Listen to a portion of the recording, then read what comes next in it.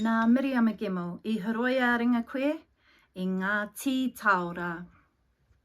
Rauna tuatahi. I horoi ā-ringa koe, I ngā tī tāora.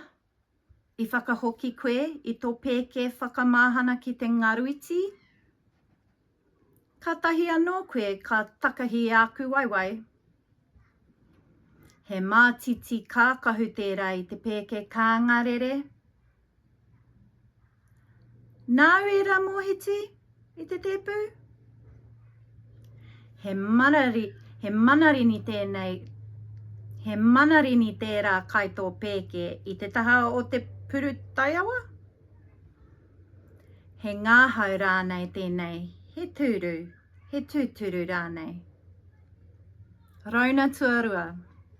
Ka tai mai koe ki te nehu, ka tai mai rānei e toru rā I mua mai. Ka taia e koe te whakamārama tērā karakia. Ka hoki koe ki te papa. Ka piki rānei ki te rangi. He painoa te tahutu pāpaku kia koe. Ka mānu koe ki tētahi moana pare aku mā. E kōrero e puehu anō.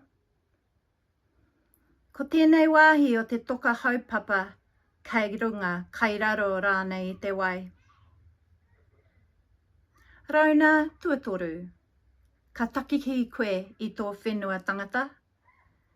Kua piki koe I tō maunga kaitiaki. I pōtingia e koe kia whakaora I te awa. I māhue I a koe te pānui mō te ohumahi. I pōti koe. He mea motuhake koe, he whenu kotahi rānei I te whāriki. Manaakitanga rānei, mana motuhake rānei. He Māori hou koe, he hau Māori rānei. Did you hand wash the tea towels? Round 1. Did you hand wash the tea towels? Did you put your heat pack in the microwave? Did you step over my legs just now? That a clothes peg on that bag of cornflakes? Those your sunglasses on the table?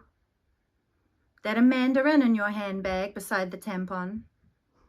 Is this performative or tūturu? Round 2. Will you come to the nehunga or arrive 3 days before? Can you explain that, karakia? Will you return to papa or ascend to heaven? Tahutu pāpaku, all good to you? Will you float in a sea of white polyester satin that will never return to dust?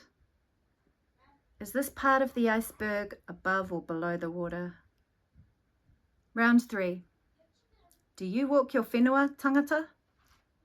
Have you climbed your maunga kaitiaki? Did you vote to clean up the awa? Did you miss the thing for the working bee?